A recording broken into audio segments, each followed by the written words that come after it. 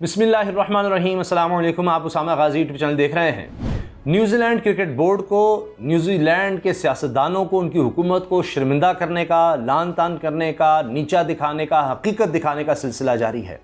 और इसी में पाकिस्तान ने एक और बहुत बड़ी कार्रवाई की है।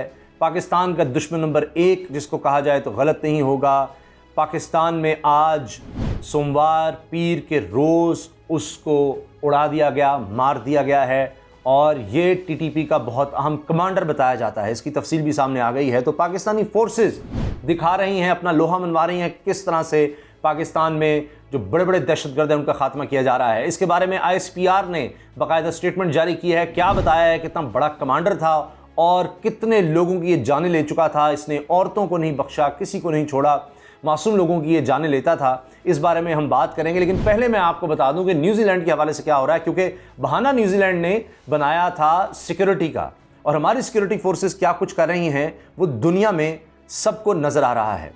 वज़ीर दाखिला शेख रशीद साहब ने भी आज ही प्रेस कॉन्फ्रेंस कर डाली और उसमें बड़े राजों से पर्दा उठा दिया। उन्होंने कहा जिनका एक खेल है वो सियासत में ला रहे हैं मामलात को, लेकिन हम खेल को खेल रखना चाहते हैं और इंशाल्लाह आज नहीं तो कल पाकिस्तान में टीमें दौरा करेंगी। फिर उन्होंने कहा कि यह साबित हो गया, बहुत अहम स्टेटमेंट दिया वज़ीर दाखिला शेख रशीद ने, तो यह साबित हो गया कि टीम की वापसी के बाद ईमेल आई, यानी जिस ईमेल की बात की जा रही है वो ईमेल आई तो टीम तब वापस चली गई न्यूजीलैंड की, तो तब वो ईमेल आई।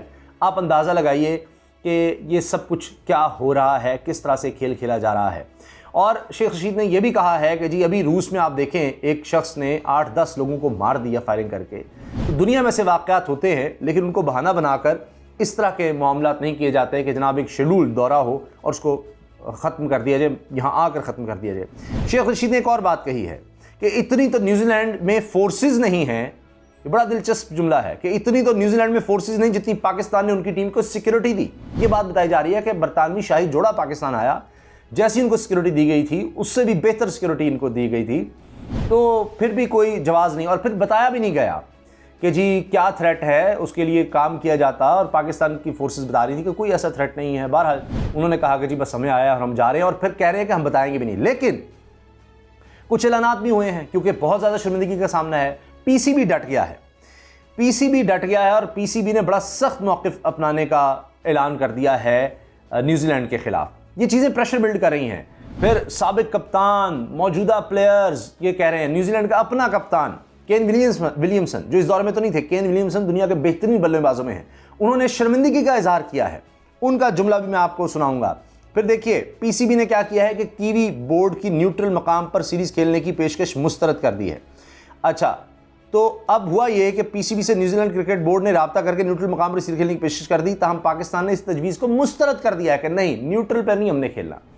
तो आप अंदाज़ा लगाइए पाकिस्तान किस तरह डट गया है। फिर पाकिस्तान क्रिकेट बोर्ड अब इस पर बड़ा सख्त मौक़िफ़ अपनाएगा और बड़े बड़े प्लेयर्स से, इन्फ्लुएंसर्स से, जो कमेंटेटर्स वगैरह दीगर लोग हैं क्रिकेट से जुड़े हैं, उनसे रब्ता किया जाएगा और ICC में इस मामले को उठाया जाएगा। ये चीज़ें देख रहा है न्यूजीलैंड, इसलिए तो आपने देखा वो कह रहे हैं कि अच्छा जी न्यूट्रल जगह पर हम खेल रहे थे। फिर उनके बोर्ड के सरबराह ने क्या कहा है, सरबराह न्यूजीलैंड बोर्ड ने कहा है कि जी मनसूख मैचेस दोबारा खेलने से पहले कुछ अरसे में सोचेंगे कि हम दोबारा खेल सकते हैं, हम दोबारा खेल सकते हैं, दोबारा आ जाएंगे पाकिस्तान, हमें थोड़ा टाइम दें, हमें थोड़ा टाइम दें। इस तरह के इशारे दे रहे हैं। फौरी तौर पर तो नहीं फैसला कर सकते, लेकिन आगे चलकर हम ये सीरीज जारी भी रख सकते हैं। अब केन विलियमसन कप्तान है न्यूजीलैंड टीम के, उन्होंने कहा है दौरा पाकिस्तान जिस तरह खत्म हुआ ये अफसोसनाक और शर्म की बात है, शर्म की बात है। फिर वो कहते हैं कि जी पाकिस्तान में क्रिकेट से बहुत मोहब्बत की जाती है, बड़े ज़बरदस्त लोग हैं, लेकिन जिस तरह ये सब कुछ हुआ है शर्म की बात है, बड़ा अफसोसनाक है। मैं मसरूफियात की वजह से नहीं जा सका, हम जाना चाहते थे, प्लेयर्स भी खेलना चाहते थे, बड़े अफसोस हुआ, ये सब कुछ अब वो भी कह रहे हैं। अच्छा जनाब, अब ये देखें, एक तो न्यूजीलैंड का बयान आ गया जी हम दोबारा सोच सकते हैं, फिर न्यूट्रल जगह पर खेलने की भी तैयारी है। ऐसे नहीं हो गया, ये प्रेशर बिल्ड हुआ है, बाकायदा नज़र आ रहा है। और दूसरी तरफ देखिए, एक बड़ी बात यह है कि वसीम खान जो CEO हैं PCB के, उन्होंने कहा है कि श्रीलंका और बांग्लादेश दोनों टीमें दौरे के लिए तैयार थी, राज़ी हो गए थे, लेकिन वक्त की किल्लत के बायस मुमकिन नहीं था। अब ये नहीं हो सकता कि न्यूजीलैंड ने जब ऐलान किया वापस गए और साथ ही जनाब इंतजाम करने होते हैं, स्पॉन्सरशिप का चेंज करना, बहुत कुछ होता है, वो उसी वक्त यानी 1-2 दिन में मुमकिन ही नहीं होता कि उनके वीज़े वगैरह सब हो जाए और वो टीम भी जनाब बस आओ बैठो, कोई हंगामी कोई इस तरह से सूरत हाल में तो नहीं आ सकते वो, कि वरना बांग्लादेश भी और श्रीलंका दोनों टीमें तैयार थी पाकिस्तान आने के लिए। अच्छा, इसमें पाकिस्तान में बड़ा पसंद किया जाता है सैमी को, डैरन सैमी, जो पेशावर ज़ल्मी के कप्तान भी रहे। तो वो कहते हैं मैं 6 साल से पाकिस्तान आ रहा हूँ और कभी कोई नाखुशगवार वाक़या नहीं हुआ, बल्कि अब तो लोग ये कहते हैं कि अच्छा पहले होता था, अच्छा पाकिस्तान में सिक्योरिटी की सवाल करते हैं, अब लोग कहते हैं खाना कहाँ पर अच्छा है, हमसे पाकिस्तान के बारे में सवाल करते हैं।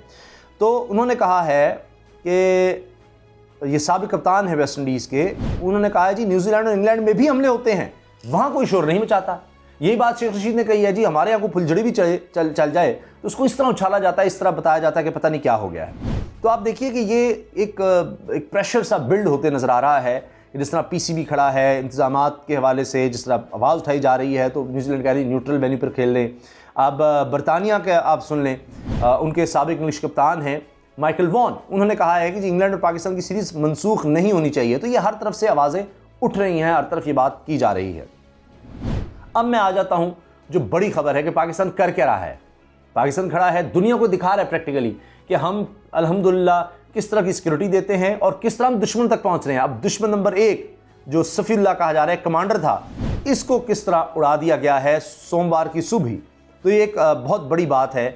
अब ये किस तरह के हमलों में मुलव्वस था, कितना ख़तरनाक दहशतगर्द था, ये उसके हवाले से सुनिए जो ISPR ने स्टेटमेंट जारी की है। ये वज़ीरिस्तान में NGOs की 4 ख़वातीन के कत्ल में मुलव्वस दहशतगर्द था, जिसको ऑपरेशन में हलाक कर दिया गया है। हाल ही में पाकिस्तानी फ़ौज ने कई इस तरह के ऑपरेशन किए हैं और इनमें तेज़ी लाई जा रही है और इसका एक बैकग्राउंड भी है, उस पर भी मैं आता हूँ। अब सिक्योरिटी फोर्सेज ने शुमाली वज़ीरिस्तान के इलाके मीर अली में ऑपरेशन करके NGO की 4 ख़वातीन के कत्ल में मुलव्वस दहशतगर्द को हलाक कर दिया है। और ये फरवरी का वाक़या है, फरवरी 2021 में ये NGOs के लिए काम करती 4 ख़वातीन, उनको फायरिंग करके जहाँ बाग किया गया था। और अब ना सिर्फ ये बल्कि ये FWO के इंजीनियर्स के कत्ल में मुलव्वस भी था और भी सिक्योरिटी फोर्सेस के को शहीद करने में मुलव्वस था। IED, इग़वा बराए तावान, भत्ता, इन सब वारदातों में मुलव्वस रहा है। पाक फ़ौज के तल्लुकात शोबे तल्लुकात आमा ISPR के मुताबिक सिक्योरिटी फोर्सेस ने शुमाली वज़ीरिस्तान के इलाके मीर अली में ऑपरेशन किया, जिसके दौरान कलदम तहरीक तालिबान पाकिस्तान यानी TTP का कमांडर था TTP का, सफ़ीउल्लाह हलाक हो गया। दहशतगर्द सफ़ीउल्लाह का ताल्लुक मीर अली से था और वो फरवरी 2021 में NGO में काम करने वाली 4 ख़वातीन के कत्ल में मुलव्वस था। इसके अलावा ये भी बताया गया है कि दहशतगर्द सफ़ी नवंबर 2020 में पाकिस्तानी फ़ौज के ज़ेर इंतज़ाम तामीराती इदारे फ्रंटियर वर्क्स ऑर्गेनाइजेशन, यानी पाकिस्तानी फ़ौज के ज़ेर इंतज़ाम जो इदारा है तामीरात में काम करता है FWO, उसके इंजीनियर्स के कत्ल में भी मुलव्वस था। फोर्सेज ने ऑपरेशन के दौरान भारी मिकदार में असला और गोला बारूद भी बरामद किया है। ISPR के मुताबिक सफ़ीउल्लाह ना सिर्फ सिक्योरिटी फोर्सेज पर IED, ठीक है जी, इम्प्रोवाइज्ड एक्सप्लोसिव डिवाइसेस, इस तरह के हमलों और इनकी मनसूबाबंदी में भी मुलव्वस था, बल्कि भत्ताखोरी और इग़वा बराए तावान की मुतअद्दिद वारदातों में भी मतलूब था। इस तरह की भी वारदातें करता था जिसको उड़ा दिया गया है। तो ये आज सोमवार के दिन ये पाकिस्तान की एक बहुत बड़ी अचीवमेंट है। और अक़वाम मुत्तहिदा की रिपोर्ट है कि अफ़गानिस्तान में कुछ 6-7 हज़ार TTP के दहशतगर्द मौजूद हैं और पाकिस्तान ये बता चुका है कि ये सब भारत उनको फंड करता था। तो वो लगता है कि जब वो अब इस तरफ आ रहे हैं तो इससे पहले कोई कार्रवाई करें, भाग कर इधर आना चाह रहे हैं, उनको वहीं पर दबोचा जा रहा है, वहीं पर उनको मारा जा रहा है। ये पाकिस्तान की अचीवमेंट है। तो आप क्या समझते हैं कि ये जो न्यूजीलैंड पूरी दुनिया में एक्सपोज हो रहा है और जिस तरह पाकिस्तान प्रैक्टिकली दिखा रहा है कितना महफूज है, दहशतगर्दों को जिस तरह से ख़त्म किया जा रहा है, तो आने वाले दिनों में क्या आप भी समझते हैं कि इंशाल्लाह टीमें पाकिस्तान ज़रूर आएंगी और ये जो पूरा एक बनाया गया है बहाना, जो एक गेम खेली गई है, ये इंशाल्लाह नाकाम भी होगी और आने वाले दिनों में ये सब लोग एक्सपोज भी होंगे। अपनी राय का इज़हार ज़रूर कीजिएगा। वीडियो अच्छी लगी तो लाइक कर दें, बेल आइकन पर क्लिक करना मत भूलिएगा ताकि हर वीडियो के बारे में आपको बर वक्त पता चल सके। और उसामा गाजी यूट्यूब चैनल आपके ताबून से चलता है, प्लीज़ सबसे कह रहे कि इसको ज़रूर सब्सक्राइब करें। अल्लाह हाफ़िज़।